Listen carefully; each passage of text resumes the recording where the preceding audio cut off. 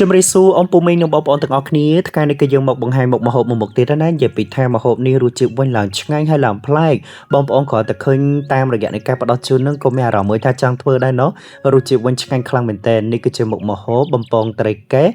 ជូរអែមបន្លែត្រកួនដាក់មកនិយាយពីថាអូយឆ្ងាញ់ខ្លាំងណាស់បងប្អូនអើយបាទលក្ខណៈមួយថាយើងឆាជូរអែមបន្លែត្រកួនជាមួយនឹងត្រីកែដែលយើងបានបំពងស្រួយដាក់មកនិយាយពីថាជាតិនោះជាតិហើយណាមួយគឺវាមានរសជាតិឆ្ងាញ់មែនតើប្រើម្ជូរអំពិលទុំបងប្អូនអញ្ចឹងអ៊ំពូមីងដែលគាត់ចូលចិត្តបែបនេះអាចសាឡបងបាទសិនតែខាងបងប្អូនយើងគិតថាមានត្រីកែអត់តាន់ដឹងថាធ្វើអីអញ្ចឹងណាខាងខ្ញុំបាទ recommend ជូនអត់ខកបំណងទេបងប្អូនឆ្ងាញ់ខ្លាំងមែនតើឥ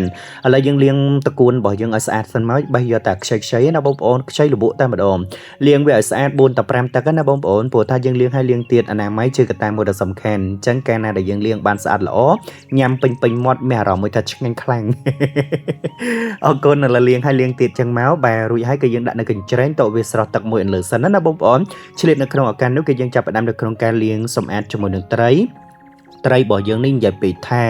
អូយល្អមែនតើធំមកបងប្អូនហើយត្រីកែថ្ងៃនេះទិញបានល្អអញ្ចឹងអ៊ំពូមីងដែលគាត់ទិញបានត្រីល្អហើយត្រីដែលមានជាប្រភេទសាច់លេខ1អញ្ចឹងណាបងប្អូនយកមកធ្វើម្ហូបនេះមកអូយឆ្ងាញ់ខ្លាំង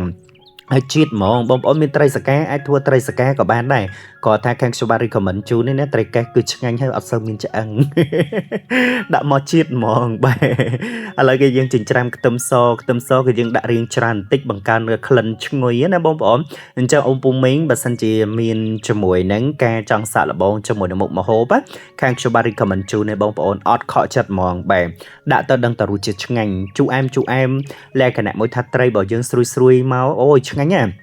ហើយមានបន្លែត្រកួនទៀតអូយដល់ពេលអញ្ចឹងទៅវាចូលជាតិគ្នាបានល្អមែនតើអញ្ចឹងអ៊ំពូមីងសាកល្បងបានណាបើសិនជានឹកឃើញមុខម្ហូបអត់តន់ដឹងថាត្រូវធ្វើអីអញ្ចឹងណាបាទនឹកឃើញចង់ធ្វើប៉ុន្តែអត់តន់ដឹងថាធ្វើអីបាទអញ្ចឹងចុងភៅគឺគាត់តែងតែដើរផ្សារគាត់តែហើយបើបានទិញបានត្រីកែអត់តន់ដឹងត្រូវធ្វើអីនេះបាទអញ្ចឹងសាកល្បងមួយមុខនេះបានជៀនជូរអែមបន្លែត្រកួនមកអូយជាតិខប់សារីរសជាតិឆ្ងាញ់ហើយសំខាន់នោះគឺត្រីរបស់យើងធំល្អថ្លោល្អឥឡូវជៀនសិនមកបងប្អូនយើងជៀនត្រីកែសនឹងឲ្យវាឆ្អិនសិនណាកាលណាដែលយើងជៀនឆ្អិនឡើងស្រួយហើយត្រីនេះកាលណាដែលយើងដាក់ឲ្យប្រែភ្លាមគឺជាប់ខ្ទះហើយអញ្ចឹងគឺយើងត្រូវទុកវាមកស្ទុះឲ្យវាក្រៀមមើលតែមកល្មមមកសមគួរដែលយើងអាចប្រែបានគឺយើងប្រែមកអញ្ចឹងត្រីជៀនរបស់យើងប្រកាសជាល្អរហូតណាបងប្អូននេះគឺជាតិចនិចរបស់អ្នកម្ដាយរបស់ខាងខ្ញុំបាទណាបងប្អូនអញ្ចឹងចេះតិចនិចបានម្ហូបឆ្ងាញ់ហើយត្រីស្អាតទៀតណាអរគុណហើយមួយវិញទៀតសោបងប្អូនហើយប្រែមកស្រួលអញ្ចឹងចាអ៊ំពុំមីងបានឃើញបានដឹងណាហើយត្រីប្រភេទនេះគឺជាត្រីដែលពិបាកជៀនជាងគេណាបងប្អូនសួរតដល់អ្នកដែលគាត់ធ្វើម្ហូបថ្មីថ្មោងគេថាដាក់ត្រីប្រភេទនេះគាត់ញាក់តែម្ដងអញ្ចឹងខាងខ្ញុំបាទ recommend នេះសាកល្បងបានណាជៀនវាឆ្អិនសិនមកចាំប្រែហើយធ្វើអញ្ចឹងមានរសជាតិឆ្ងាញ់ហើយត្រីរបស់យើងជៀនបានល្អពេលដែលយើងយកទៅត្រឡប់ជាមួយនឹងត្រកួនជូរអែមអូយជាតិហ្មងហើយឃើញឡើងតំណងអញ្ចឹងអ៊ំពុំមីងក៏ឃើញដើមវីដេអូមិញក៏នឹកឃើញដែរណូតំណងយ៉ាងនេះក្រោយពេលដែលត្រីរបស់យើងចាប់ផ្ដើមនៅក្នុងការឆ្អិនល្អអីហើយគឺយើងចាប់ផ្ដើមនៅក្នុងការត្រៀមជាមួយនឹងខ្ទះអមតដល់នៅជាមួយនឹងប្រេងឆាបំពងខ្ទឹមសដែលយើងបានចិញ្ច្រាំមុនហ្នឹងណាបងប្អូនដើម្បីយកមករំលីងឲ្យឈ្ងុយអញ្ចឹងឥឡូវគេយើងចាក់ប្រេងឆាហើយយើងដាក់ខ្ទឹមចូលតែម្ដងដាក់ខ្ទឹមដាក់អីអញ្ចឹងទៅគឺយើងកូរវាឲ្យសព្វលក្ខណៈមួយថែឆាទៅឆាមកឲ្យវាឡើងរៀងដោរៀងក្រហមកលាតអីចឹងណាបងប្អូនមើលតែក្រហមកលាតហើយយើងបង់តកួនចូលហ្មងបាទអញ្ចឹងគឺយើងផ្សំគ្រឿងងាយឯងបងប្អូនអញ្ចឹងកាលណាដែលយើងចេះតិចនិចណាម្ហូបយើងឆ្ងាញ់ហ្មងហើយម្ជូរប្រែម្ជូរទឹកអំពិលទុំបងប្អូនទឹកអំពិលទុំដាក់រៀងខាប់ទៀតមកអូជូរស្រស់ម៉ត់ល្អហើយឡើងឆ្ងាញ់រសជាតិដុតណាបងប្អូនម្ហូបនេះដុតបាទជូរអែមហិលដាក់មកឆ្ងាញ់ខ្លាំងបងប្អូនចូលចិត្តហិលខ្លាំងដាក់ខ្លាំងក៏បានដែរប៉ុន្តែសម្រាប់ផ្ទះរបស់ admin បាទគឺប្រើមកល្មមមកសំគូព្រោះថាមានចាស់គាត់ទទួលទានដែរអញ្ចឹងណាបាទជាពិសេសអ្នកម្ដាយនឹងតែម្ដងចាញ់ហិលបងប្អូនហើយប៉ុន្តែចំពោះកូនអត់ចាញ់ហិលទេដាក់ហិលកាន់ណាឆ្ងាញ់កាន់ហ្នឹងត្រឡប់តកួនរបស់យើងឲ្យវាឡើងសពបបាទមើលសពបអីហើយគឺយើងផ្សំគ្រឿងអញ្ចឹងណាដូចយើងឆាតកួនអញ្ចឹងបងប្អូនប៉ុន្តែគ្រាន់តែថ្ងៃនេះគឺយើងមកឆាជូរអែមបន្លែតកួនបាទហើយយកទៅដាក់នៅជាមួយនឹងប្រភេទត្រីកែសដែលយើងបំពងស្រួយមិញណាដាក់មកវាត្រូវគ្នាហ្មងហើយឆ្ងាញ់ ឆ្ងាញ់ប្លែកមាត់ហើយទទួលបាននូវរសជាតិលក្ខណៈមួយថាញ៉ាំហើយចង់ញ៉ាំទៀតអីចឹងណាតាមមកសន្ទុះក្រោយមកតកូនរបស់យើងចាប់ផ្ដើមសពប់ហើយតកូននេះនិយាយថាបេះយកតែខ្ចីខ្ចីបងប្អូនអញ្ចឹងទិញម្ដុំមកនិយាយថាបេះយកតែខ្ចីដល់ពេលចឹងរៀងខាតដែរណាបងប្អូនខ្លះក៏ទុកទាំងវែងប៉ុន្តែបើទុកវែងវារៀងស្វិតញ៉ាំអត់ឆ្ងាញ់ទេបងប្អូនចូលដើមលើហើយ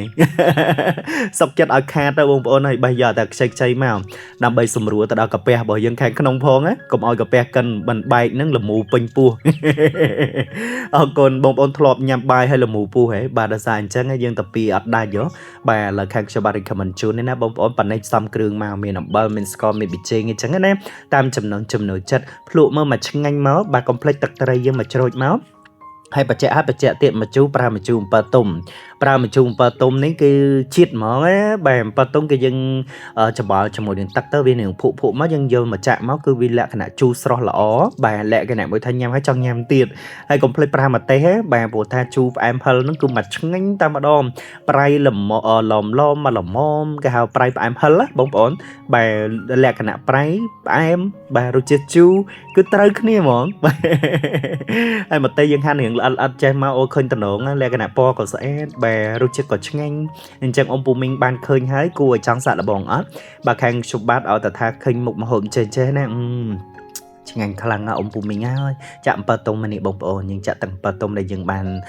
ចិញ្ជ្រុំមុនហ្នឹងបងប្អូនចាក់អំពិលទុំចឹងមកមកលពុះក្រុចងួយលក្ខណៈមួយថាបរិយាយបដើចេញទុកមកច្រៅតែម្ដងឃើញម្ហូបរបស់យើងមានជាតិទៅបងប្អូនឃើញម្ហូបតំណងបាទរសជាតិឆ្ងាញ់អីចឹងណាភ្លក់មើលមកល្មមមកឆ្ងាញ់អីហើយគឺយើងដាក់ត្រីចូលមកឬក៏បងប្អូនយើងរៀបត្រីនៅចានហើយដួសស្រោចពីលើក៏បានដែរប៉ុន្តែសម្រាប់ខាងខ្ញុំបាទចង់ឲ្យត្រីហ្នឹងវាចូលជាតិបានល្អអញ្ចឹងគឺយើងចាក់ចូលខ្ទះហ្នឹងទៅត្រឡប់ឆាច់ត្រឡប់ចុះឡើងលើកដាក់ចានរួចជាការស្រេចដូចគ្នាតែបើសិនបងប្អូនយើងខ្ជិលនៅក្នុងការដាក់ត្រឡប់បងប្អូនយើងរៀបត្រីនៅចានមកយើងចាក់តកូននៅពីលើមកបាទលក្ខណៈមួយថាដូចស្រៀងត្រីបឹងកឆែតដែរប៉ុន្តែអត់ទេណាខុសគ្នាអានេះគេហៅថាត្រីតកូនជូអែមញោត្រីកែបំពងស្រួយតកូនជូអែមញយដាក់មកឆ្ងាញ់ណានិយាយតែចំណងជើងមុខមហូបណាកាលណាដែលយើងចេះលេងតិចតួចមកអូយខប់សេរីមហូបឆ្ងាញ់ចេះចាំគេមកអ៊ំពូមីងក៏ដូចជាគេបងប្អូនធ្វើសាកទាំងអស់គ្នារសជាតិវិញឆ្ងាញ់ប្លែករសជាតិមានន័យបាទចាំបងប្អូនយើងធ្វើមុខមហូបនេះហើយចង់ចាំមិនភ្លេចទេពី Channel Dara Cooking ចែកនៅមុខមហូបឆ្ងាញ់នៅក្នុងការចែករំលែកតែម្ដងចានៅដួដាក់ចានមកបងប្អូនមួយចាននេះញ៉ាំ6 7នាក់នេះមកល្មមត្រីរបស់យើងធំទៀតឲ្យស្រួយស្រាប់ទៀតមកបាយចុះទៀតដែរបងប្អូនហើយអញ្ចឹងអ៊ំពូមីងមកអញ្ជើញឆ្ងាញ់ជាមួយនឹងខាងខ្ញុំបាទទាំងអស់គ្នាណាបាទដូចបាយម្នាក់មួយចានមកញ៉ាំមកបាទធ្វើដូចមែនតែនអញ្ចឹងណា